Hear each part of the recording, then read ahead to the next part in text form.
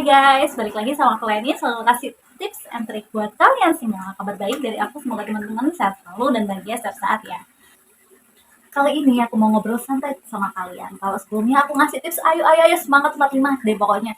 Tapi kali ini aku mau bahas ya terkait self control. Kita ngobrol santai tapi ngena gitu ya. Untuk self control ini kemarin aku udah bahas di video 5 cara untuk memancarkan inner beauty. Kali ini aku ingin bahas lebih detail lagi ya guys.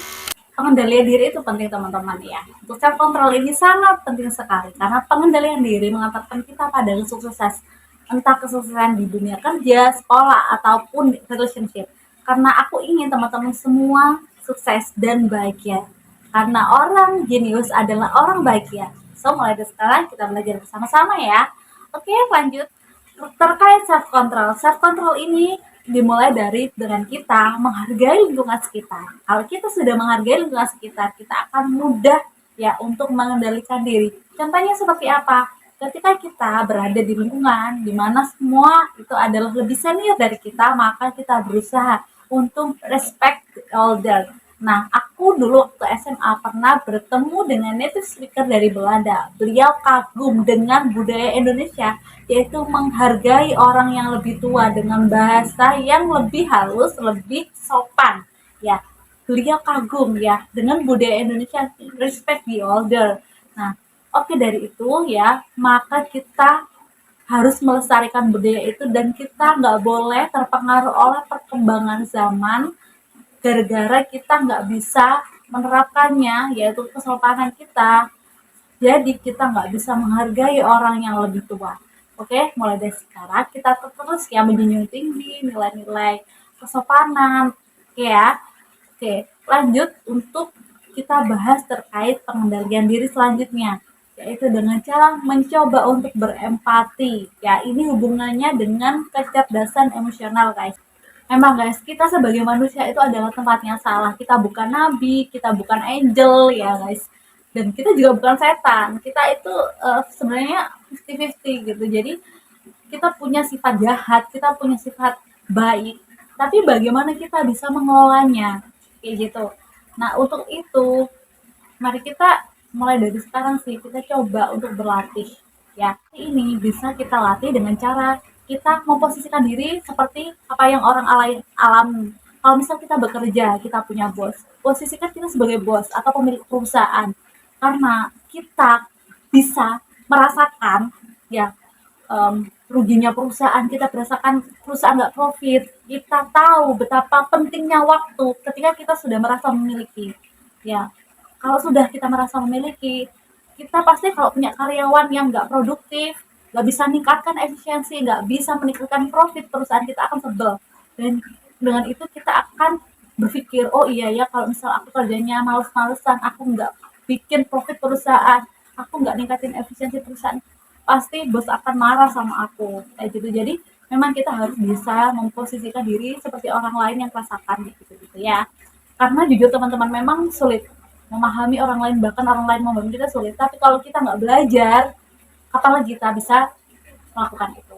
Ya, kecerdasan emosi itu lebih penting daripada kecerdasan IQ. Kalau kecerdasan IQ membuat kita pandai berhitung, kita menghafal, kita mengingat, membuat strategi, ya, membuat taktik gitu ya. Lebih ke saintis ya. Tapi kalau misal kecerdasan emosi adalah kecerdasan yang membuat kita memahami perasaan diri kita sendiri, kemampuan kita untuk menyampaikan pendapat, bergaul, berkomunikasi, berinteraksi, dan juga memahami orang lain.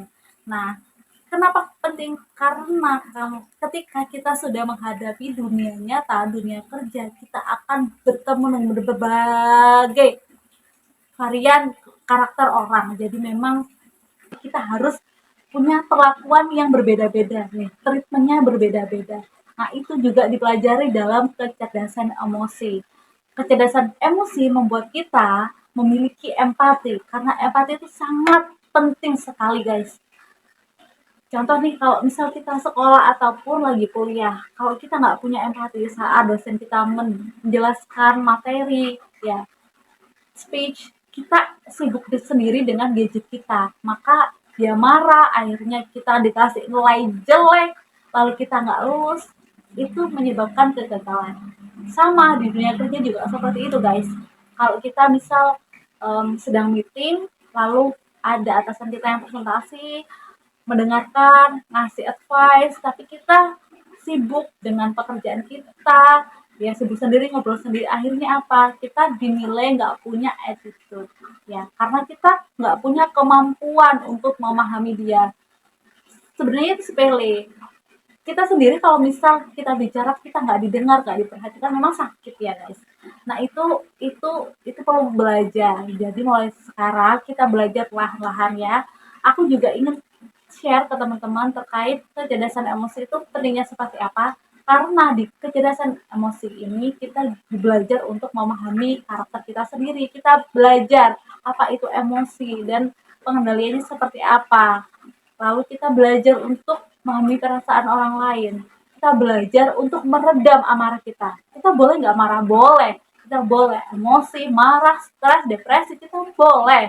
Tapi bagaimana caranya kita meredamnya, mengaplikasikannya dengan benar, gitu ya. Jadi bagaimana sih cara kita menanggapi itu semua? Kalau kita nggak punya empati ataupun kecerdasan emosi, ketika kita ada masalah, kita akan meresponnya berlebihan atau agresif, ya.